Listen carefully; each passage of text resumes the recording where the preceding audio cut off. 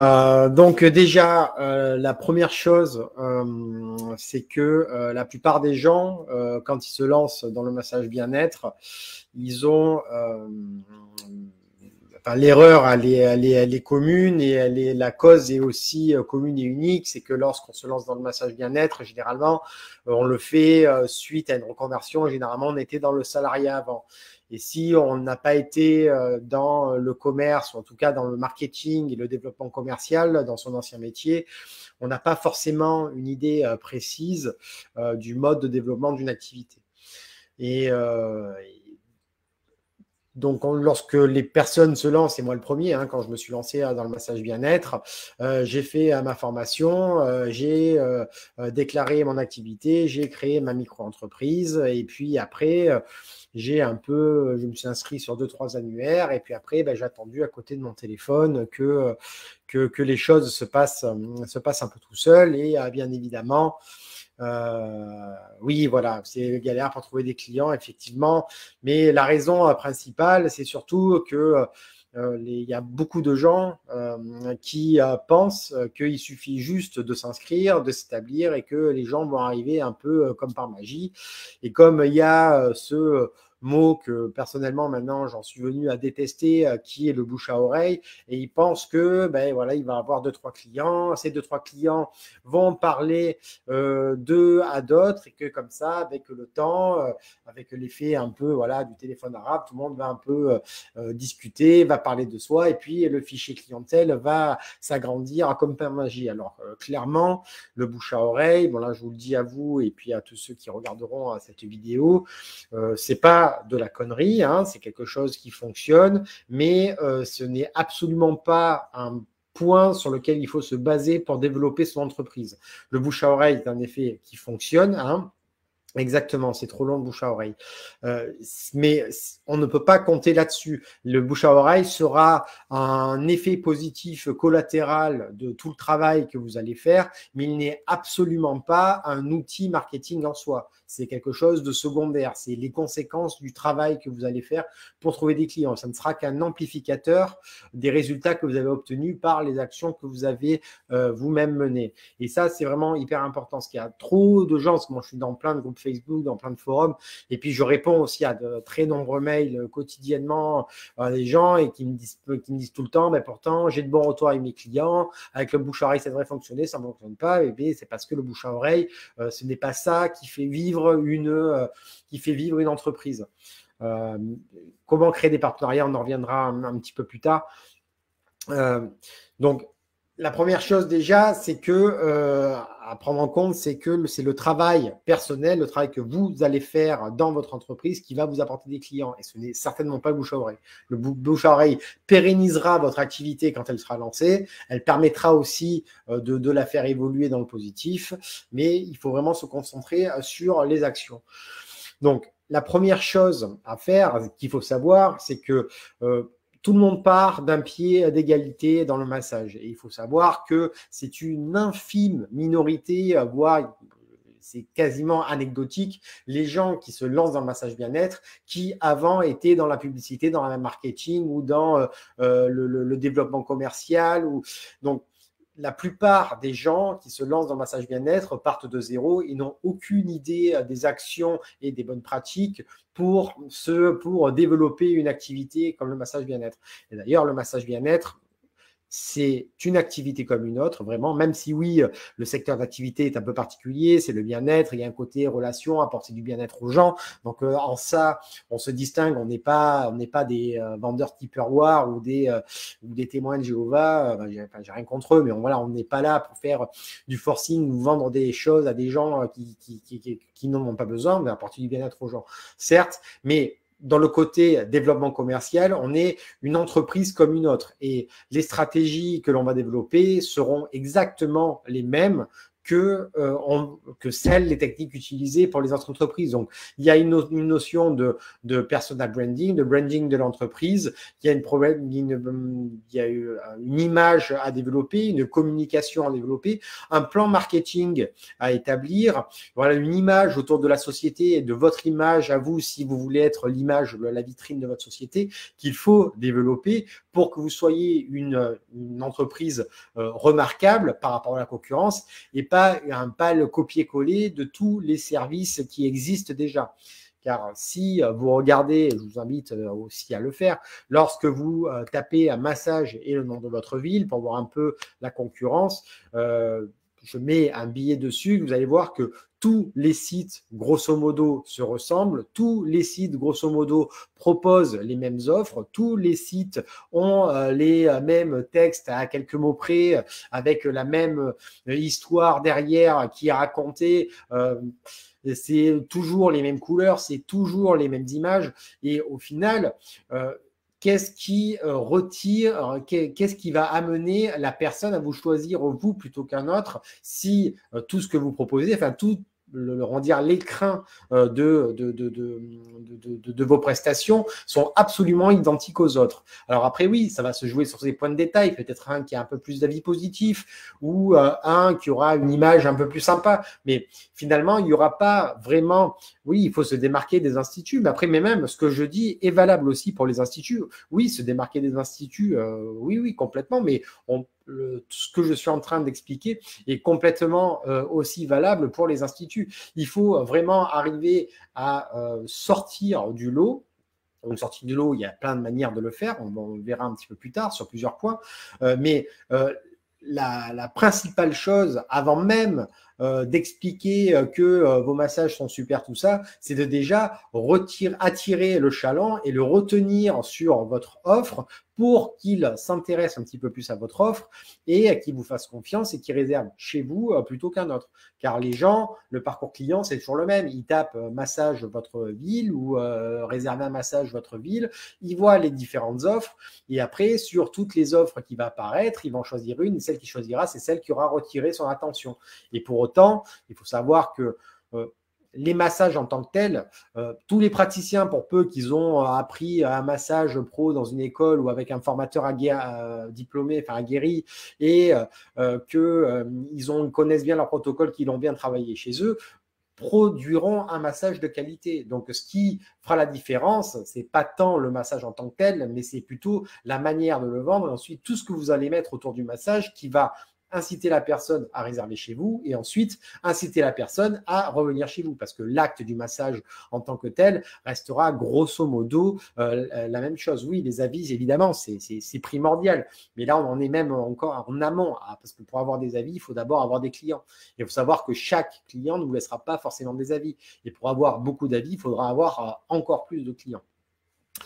Donc, il y a vraiment 4 points sur lesquels vous pouvez tirer votre épingle du jeu pour vraiment vous démarquer de la concurrence. La première, c'est l'identité visuelle, graphique, forte, qui est absolument importante pour, encore une fois, pas être un copier-coller avec la même image trouvée, je ne sais pas où, sur une bande d'images comme Pixabay ou que tout le monde peut avoir.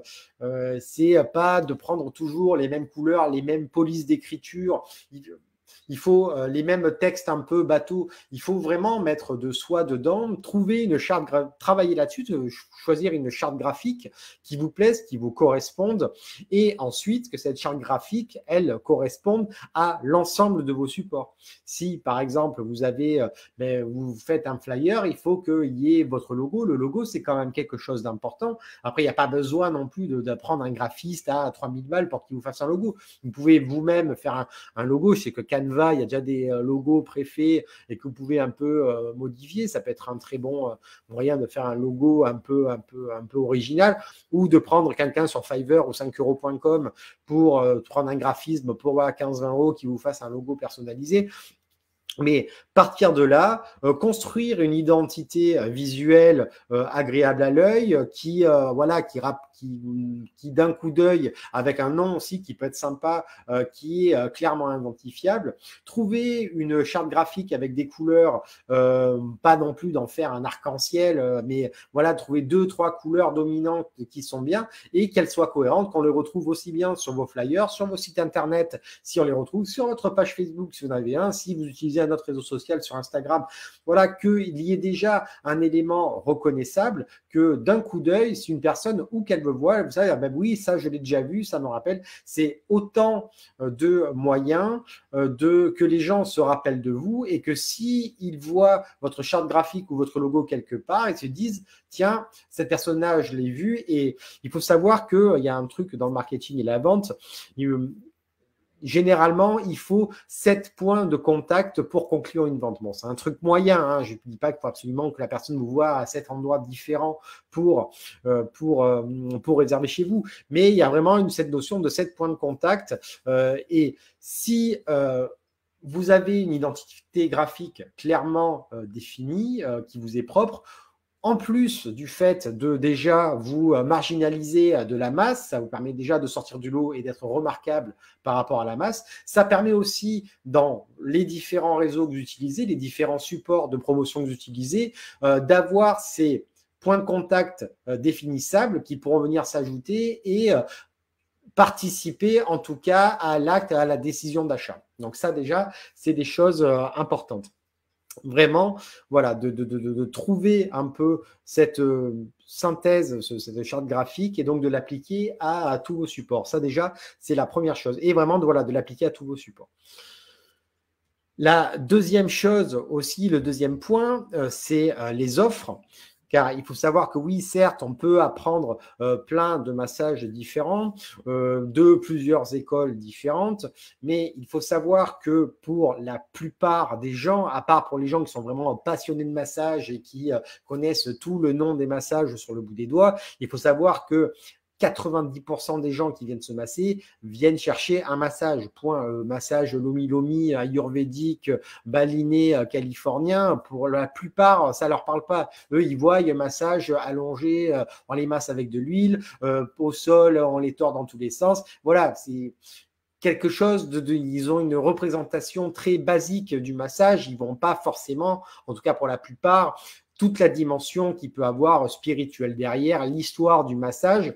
Ça peut être une bonne idée de travailler de ces histoires pour mettre en valeur ces massages, mais clairement, dans la décision du choix du client, ça ne sera pas forcément le nom qui va lui dire. Ça va être peut-être pas forcément un frein, mais en tout cas, un effort en se dire, oh là là, mais qu'est-ce que je vais choisir? C'est un peu comme Netflix, hein, qu'on se retrouve avec plein de séries, avec plein de noms. Finalement, on sait plus quoi choisir et puis on peut après pouvoir limite changer de chaîne ou mettre un truc au pif. Donc, dans la manière de mettre en valeur ces offres, il y a aussi peut-être une histoire à raconter et qui pourra être aussi corrélée avec la charte graphique et l'identité que vous voulez donner à votre activité. Et ça, il y a vraiment quelque chose d'important.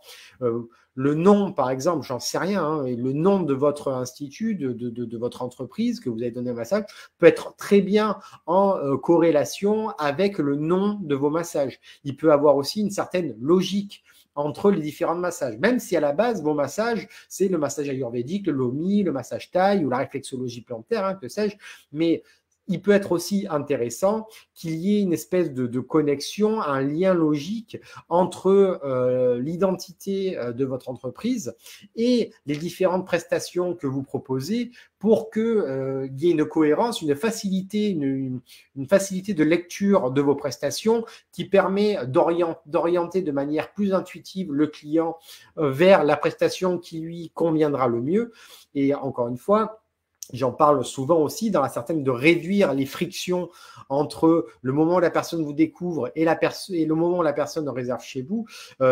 Cette idée de logique, on va dire, de corrélation entre tous les aspects de vos moyens de communication et les offres que vous proposez doivent être aussi pris en compte dans la conception de l'offre que vous proposez, dans l'écran que vous mettez autour de vos prestations, pour que le client voit une certaine lisibilité, encore une fois, et encore une fois, cette corrélation, cette histoire que vous allez raconter entre votre entreprise, peut-être même votre parcours personnel, parce que tout ceci peut être lié, et vos prestations vont faciliter le parcours des gens entre le moment où ils vous découvrent et le moment où ils vous réservent une prestation, et aussi du coup réduire les frictions et accélérer la décision d'achat et la confiance que vous allez mettre aussi entre le visiteur de votre site, vos prestations et vous. Et donc tout ceci va favoriser donc l'acte d'achat et aussi encore une fois va être un élément qui va permettre de vous démarquer du lot, parce que là je prends, peut-être qu'on regardera sur un autre site au pif, mais on regarde sur un site, à chaque fois c'est toujours un massage détente, massage machin, massage, et il n'y a pas de forcément, les gens ne savent pas vraiment à quoi s'attendre, vont hésiter entre plusieurs noms qui pour eux, ils sont complètement néophytes, ils vont être un peu perdus, alors que s'il y a vraiment une certaine cohérence et que les termes sont explicites ou invitent en tout cas la curiosité, ça peut être des mots, un peu des mots, genre de métaphore pour les massages, mais la personne va être vraiment accompagnée, va avoir une suite logique pour les amener à découvrir la prestation et donc à la choisir. Donc vraiment, la rhétorique aussi, il y a un genre de champ lexical peut-être à chercher pour mettre en valeur vos offres, pour créer cet écrin autour de vos offres qui vont les mettre sous un jour plus clair et plus séduisant aussi pour vos clients. Je regarde aussi, oui, parce que j'écris une petite trame, donc si de temps en temps je regarde sur la droite, voilà, il faudra m'excuser, je vais m'empoter un petit peu. Ça me permet de reprendre mon souffle. Il faut savoir aussi que les gens sont vraiment en recherche d'authenticité et d'expérience surtout. Et au-delà, le massage est vraiment un très très beau vecteur d'expérience parce qu'on peut, que ce soit par tout l'environnement, on en reparlera un petit peu aussi, même on peut en parler aussi maintenant. Outre dans le massage, il y a tous les aspects sensitifs, voilà, l'ambiance de la salle, peut-être les senteurs avec les huiles essentielles, le style de musique que vous allez mettre. Voilà, il y a plein de choses à faire.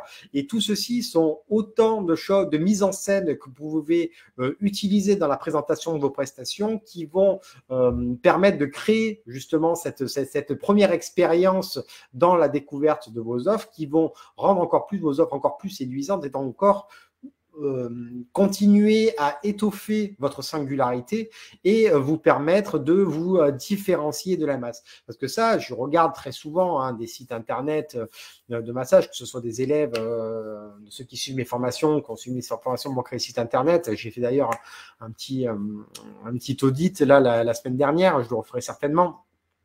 Mais que quand je regarde un peu, que je fais un peu d'éveil sur les sites, je vois un peu qui se crée, c'est toujours des copier-coller, c'est toujours très froid, c'est toujours la même chose, les mêmes phrases, et ça manque de caractère et de personnalisation. Et les gens sont vraiment en recherche d'authenticité. Ils viennent rechercher, ils veulent vivre quelque chose de différent, ils veulent vivre une expérience quand ils viennent chez vous et pas uniquement se faire pétrir les muscles pendant 1h30. Ça va bien au-delà de ça. Et je pense que quand on a compris ça et qu'on arrive à en tirer parti, et à l'appliquer à ces offres, c'est vraiment un super moyen de sortir du lot et encore une fois d'être remarquable. Et outre ça, une fois que la personne vient chez vous et qu'elle vit de manière physique toutes les promesses que vous leur avez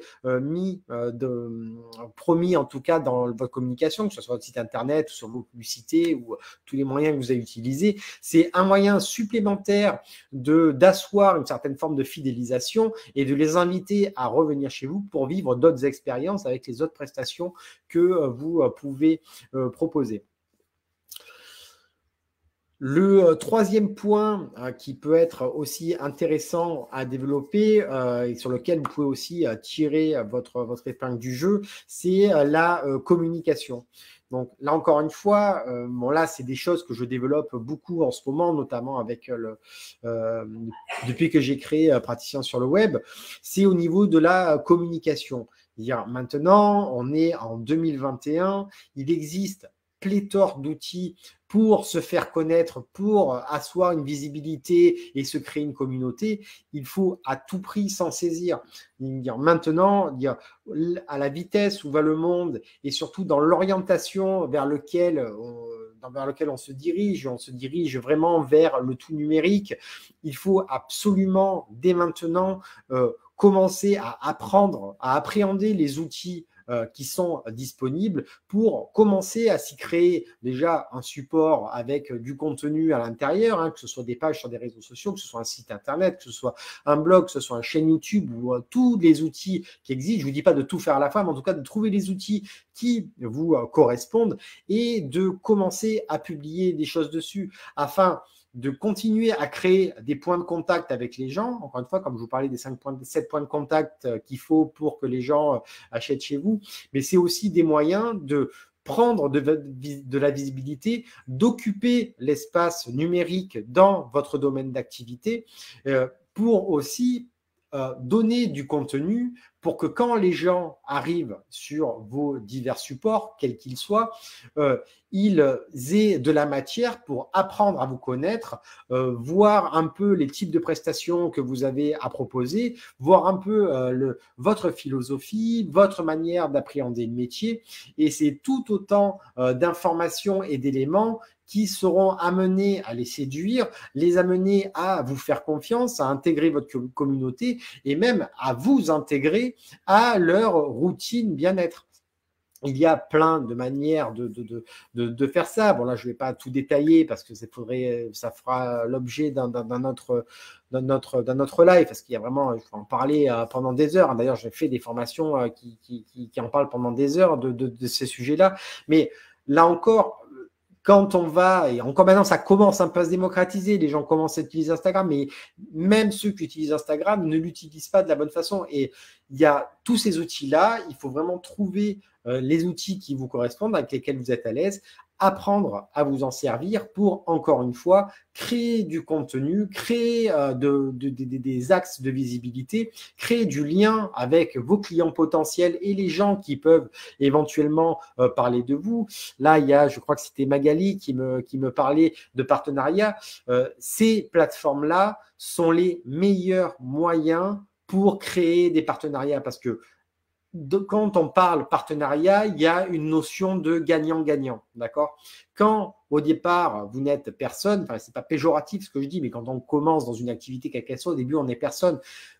Pour avoir un partenariat gagnant-gagnant, il faut avoir des choses à apporter pour que les gens aient envie de faire un partenariat avec nous. Alors au départ, quand on commence, on peut faire un partenariat avec un masseur débutant ou une masseuse débutante, mais si vous voulez vraiment des partenariats win-win, enfin qui pèsent vraiment, il faut faire des partenariats avec des gens qui pèsent dans le game, qui ont une visibilité, qui ont une grosse clientèle. Mais pour que ces gens-là veuillent faire un partenariat avec vous, il faut que vous ayez des choses à apporter. Et si vous avez juste votre petite activité, vos petits fichiers de 10 clients, mais que vous n'avez pas de réseau social, vous n'avez pas de visibilité, tout ça, comment les convaincre? Alors si par contre vous avez, j'en sais rien, hein, je dis un truc au pif, mais imaginons que voilà, vous aviez un blog qui est suivi par plusieurs centaines de personnes, ou que vous avez une page Instagram avec plusieurs milliers de personnes qui vous suivent,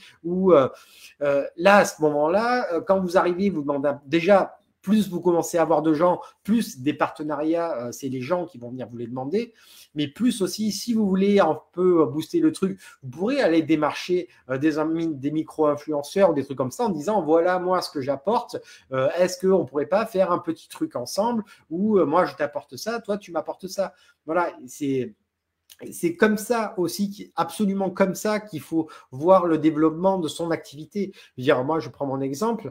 Quand j'ai commencé au début le massage bien-être, personne ne me connaissait, même quand j'ai commencé mon blog. Hein. Au début, j'ai commencé à faire des partenariats. J'ai voulu faire des partenariats avec des sites qui proposaient du matériel de massage et tout ça. Et les mecs, ils me riaient au nez, quoi. Et je leur disais, ouais, vous voulez pas faire un échange de liens, je le partage à mes abonnés. À l'époque, j'en avais, je ne sais plus combien, 180. Les gens ils me disaient, écoute, t'es gentil, mais bon, moi, des propositions comme ça, j'en reçois 50 par jour. M'a dit, reviens quand tu seras un peu plus costaud. Et je dire, maintenant, je ne fais plus de partenariat. Et dire, toutes les semaines, maintenant, j'ai des gens qui me disent, est-ce que tu peux parler de mon truc? Est-ce qu'on peut faire une offre commune? Est-ce que tu peux parler de mon livre? Est-ce que tu peux me citer là?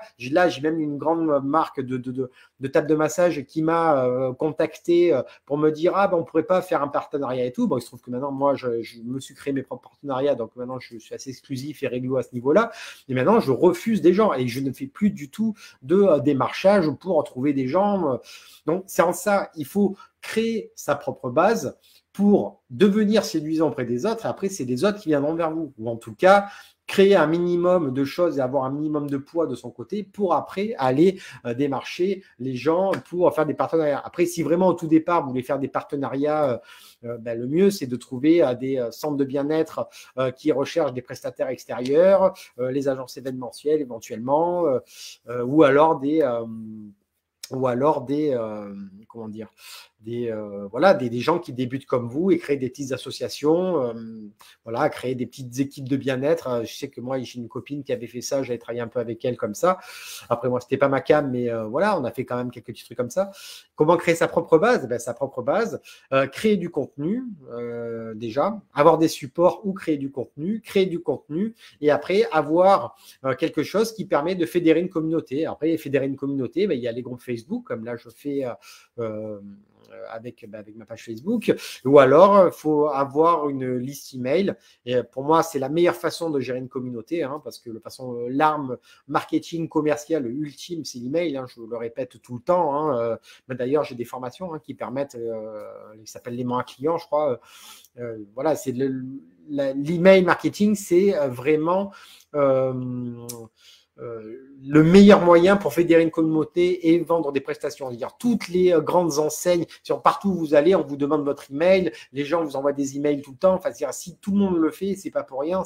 D'ailleurs, moi, c'est l'email qui est ma principale outil de communication. Si vous êtes tous là à me parler maintenant, à suivre mes formations, à venir sur mon groupe Facebook, ça a été le rouage principal. Évidemment, c'est le blog, mais ce qui permet de gérer tout ça, le centre, c'est quand même mon outil d'emailing. Mes clients doivent être locaux. Après, tout dépend. Encore une fois, ça après, je digresse un peu, mais vu qu'on n'est pas beaucoup, là, je me permets.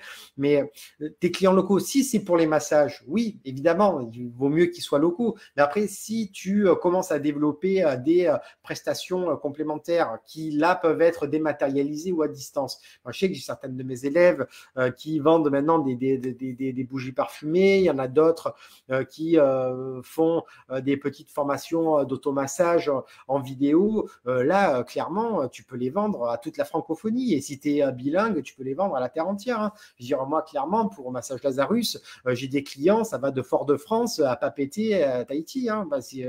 Donc, clairement, il n'y a pas de limite avec l'email. Après, tout dépend de si ton contenu, si ce que tu proposes à la vente est possible d'être vendu à distance. Après, c'est tout dépend de ton activité. Mais clairement, là, je digresse, mais je reviens un peu. Vraiment, l'importance pour se démarquer, encore une fois, c'est d'apporter de la valeur aux gens. Parce que la plupart du temps, sur tous les sites, c'est juste des sites vitrines où il y a les prestations, même si elles sont plus ou moins mises en valeur. Mais si les personnes arrivent et qu'il y a tout un écosystème où il y a, par exemple, un groupe où les gens échangent sur une thématique bien précise, ou s'il y a du contenu gratuit avec des articles de blog, ou par exemple un compte Instagram avec de belles publications, de l'engagement, des petits jeux concours ça n'a plus du tout la même figure. Et là, les gens rentrent dans un petit monde, un petit écosystème où ils ont envie de revenir parce qu'il y a des choses qui se passent, parce qu'il y a une identité propre, parce qu'il y a un ton sympathique. Et puis voilà, c'est aussi, oui, pour les garder et fidéliser, l'email, encore une fois, c'est vraiment le top, hein. Je répéterai tous les jours s'il le faut, mais moi, je peux que vous conseiller de vous lancer là-dedans. De toute façon, il faut apprendre à se servir de ces outils. C'est absolument primordial maintenant si on veut vraiment, si on a une ambition vraiment d'expansion commerciale, alors sans non plus tomber dans les clichés du requin qui veut tout écraser et tout dominer. Mais clairement, au bout d'un moment, si on se lance dans une activité, c'est aussi pour en vivre et pour avoir un confort de vie et pour pouvoir aussi réinvestir ce qu'on gagne dans son entreprise pour pouvoir proposer encore de plus belles choses, pour faire des choses encore plus grandes. Dire, moi, quand je suis parti avec Massage Lazarus, j'avais pas un sou en poche, hein, et puis maintenant, les revenus que me génère Massage Lazarus, ça m'a permis de faire des choses incroyables, comme de créer mon école en ligne. J'ai plusieurs centaines d'élèves à travers le monde. J'ai écrit des livres. Tout ça, ça a été fait parce que j'ai créé cette communauté. Et à la base, j'étais juste un masseur bien-être. Je dis pas que c'est nul d'être juste masseur bien-être. C'est très bien d'être juste masseur bien-être, mais ça permet aussi, comme ça, de développer des projets, de trouver des partenariats, de s'ouvrir un peu aux opportunités, parce que c'est aussi en essayant des choses, en créant des choses, qu'on découvre aussi toutes les possibilités, toutes les opportunités qu'il y a autour de nous. Et je vous jure que, surtout dans le bien-être, qui est un domaine en pleine expansion, il y a des millions de choses à faire, de manières de présenter l'activité. Et c'est tout autant d'éléments qui vous enrichiront, vous personnellement, dans votre vie personnelle, dans vos côtés financiers aussi, mais qui vous permettront, encore une fois, parce que c'est le thème du live, de vous démarquer de la masse et de ne pas être seulement la petite masseuse du coin, tout aussi professionnel, tout aussi sympathique, tout aussi qualitatif que soient les offres que vous proposez, mais d'être quelque chose de remarquable, d'avoir une offre qui sort du lot et dont les gens ont envie de vous découvrir, de rentrer dans votre univers et de devenir un de vos fidèles clients et pourquoi pas l'un de vos ambassadeurs. Je regarde où j'en suis. Donc là, j'étais dans la communication. Donc là, je déroule après. Après, si vous avez des questions, n'hésitez pas à poser-les. Je reviendrai après un peu dessus. Après, il y a les moyens de promotion. Là, ça va un peu chevaucher avec ce que je disais avant, mais tant mieux quelque part. Aussi, ne pas hésiter à utiliser les moyens de promotion, les moyens de promotion auxquels vous avez accès là actuellement. La publicité digitale, c'est quelque chose auquel il faut s'intéresser. Je veux dire, quitte à faire de la promotion, il vaut mieux mettre des sous apprendre à s'en servir de la publicité Facebook, par exemple, et d'apprendre à se servir et de commencer à mettre un peu d'argent dans la publicité Facebook qu'aller dépenser 80 balles dans des flyers pour aller les distribuer partout. Clairement, vous aurez beaucoup plus de résultats avec de la publicité Facebook. Si vous savez vous en servir, encore une fois, il faut apprendre à s'en servir, hein, parce que mettre de l'argent dans ces régies-là sans avoir après à se servir de l'outil, c'est de l'argent foutu par les fenêtres, clairement. Mais une fois que vous savez utiliser la régie publicitaire, ça vous apportera beaucoup plus de résultats de mettre 80 € là-dedans que 80 € dans des flyers. Clairement. Donc, utilisez tous les outils modernes, et j'en reviens encore à ce que je disais au début, arrêtez de s'en remettre au bouche à oreille en se disant je vais faire du petit truc comme ça et puis les gens vont parler de moi. Non.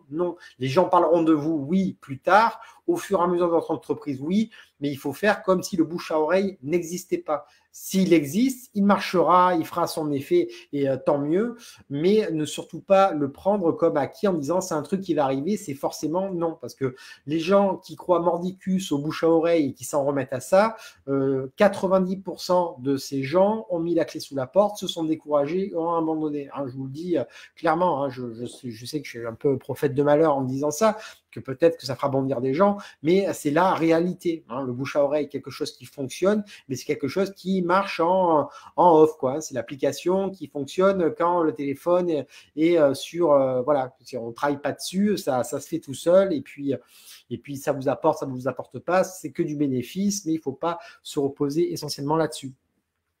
Encore une fois, les partenariats, ça fait partie aussi des outils de promotion. On en a déjà parlé, donc je ne vais pas revenir dessus. La preuve sociale aussi, très important. On parlait Frédéric qui me parlait des avis. Évidemment que c'est primordial les avis et c'est un des outils marketing clairement les plus puissants. Et même dans les avis, ça aussi c'est quelque chose, il faut être proactif sur les avis. Moi je sais que maintenant je le fais aussi de temps en temps. Par temps, je reviens sur mes élèves, je dis, ben, vous pouvez pas me laisser, si vous avez aimé, laissez-moi des avis, comme ça moi je les copie-colle. Et d'ailleurs, si vous voyez dans mon site, ma fiche Google My Business, maintenant c'est quelque chose que je fais régulièrement, que je n'ai pas fait pendant un moment et qui est d'ailleurs, j'aurais pu avoir des centaines d'avis et du coup je ne l'ai pas fait. Et là, du coup, j'en ai pas trop finalement sur Google My Business, parce que je pourrais en avoir des centaines. Mais voilà, ça aussi, il faut être proactif. Demandez à vos clients, s'ils ont été contents à la fin, de vous laisser un petit avis, même limite contre une réduction. Hein. Ça peut paraître un peu malhonnête, mais non, s'ils ont été contents, ils le feront avec plaisir. Et les afficher un peu de partout, sur votre site internet, sur votre fiche Google My Business, faire des copier-coller, les mettre sur votre page Facebook, que tout le monde, dès que quelqu'un vous voit qu'il y ait déjà des références et que les gens disent, alors là, il y a des gens qui sont déjà venus, ils ont aimé, ils ont laissé une bonne note, donc voilà, c'est encourageant à venir. Il faut absolument utiliser tous ces médiums-là. Autant pour les réseaux sociaux, tout ça, je vous aurais dit,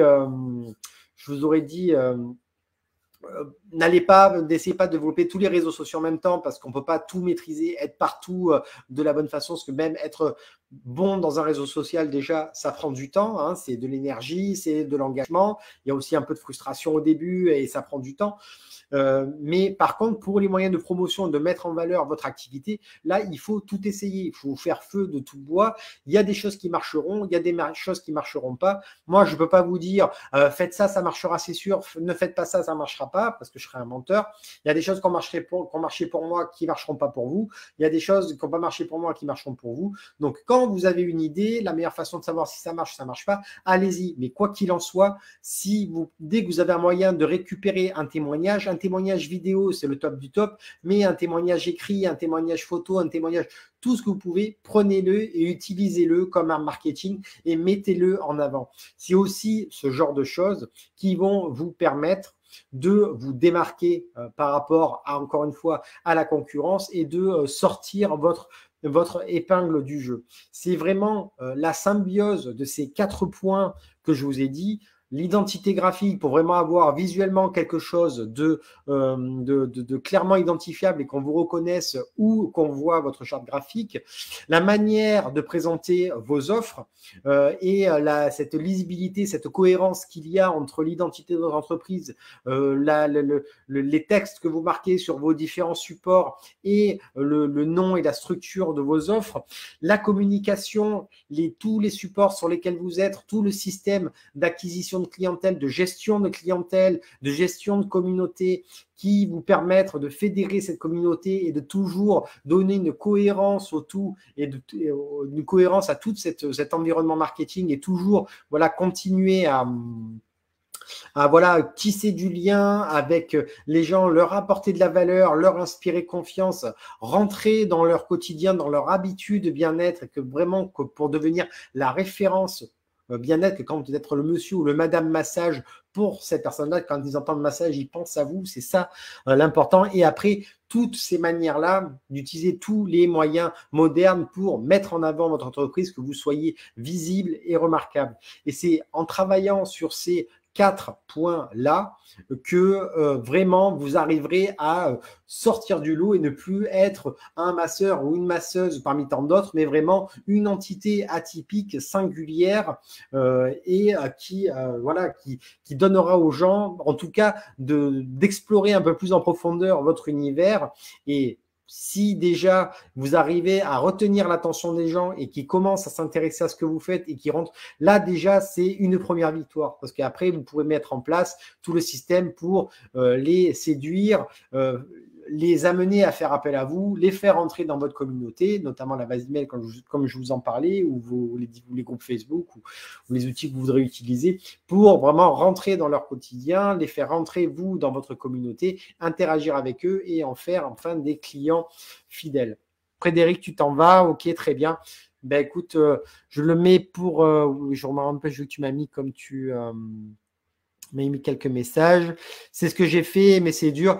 Oui, après, c'est toujours pareil. Hein, on met toujours du temps. Après, je ne sais pas depuis combien de temps tu t'es lancé dans le massage, mais il y a toujours on mange toujours un peu son pain noir au début. Hein. Je dis, moi, j'ai mis après, à bientôt. J'ai mis près d'un an et demi, moi, pour vivre de mon activité. Il y a eu des moments où j'ai eu envie d'abandonner. J'ai dû reprendre un boulot à un moment.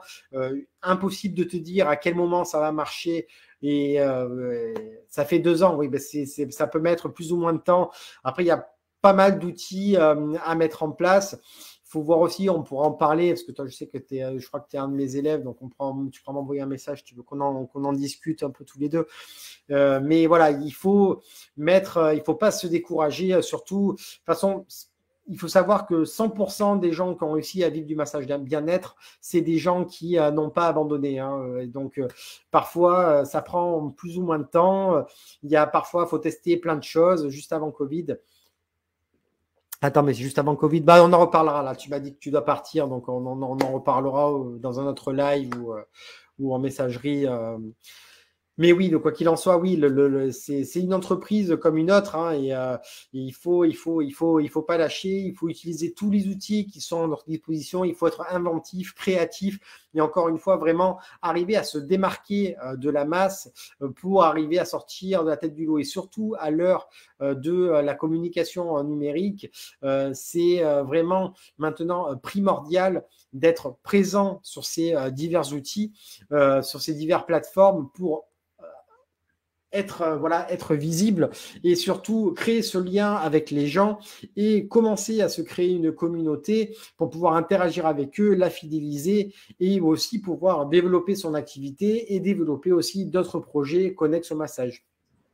Car c'est quelque chose dont je parle dans mon livre L'écosystème numérique, hein, que je vous conseille hein, si vous ne l'avez pas encore lu. Bah, d'ailleurs, pour ceux qui sont présents sur le live, d'ailleurs, éventuellement, si vous intéresse, vous me dites en commentaire, je vous enverrai un code promo personnalisé. Mais l'idée aussi, maintenant, c'est de développer une activité pluridisciplinaire et que quand vous lancez au massage, de lancer aussi, de vous servir de tous vos supports numériques pour vous créer votre écosystème numérique et que cet écosystème numérique vous envoie des clients pour votre activité de masseur ou masseuse bien-être en physique, mais que votre activité de masseur ou masseuse bien-être vous envoie aussi des clients et des gens dans votre communauté pour pouvoir continuer à développer votre activité, pouvoir aussi proposer des accompagnements complémentaires et des produits complémentaires pour vraiment développer une entreprise pluridisciplinaire, en tout cas avec plusieurs facettes pour que les deux entités se développent conjointement et soient profitables l'une et l'autre. Une très bonne soirée à vous et de très bonnes fêtes si je ne vous revois pas. D'ici là, ciao, ciao.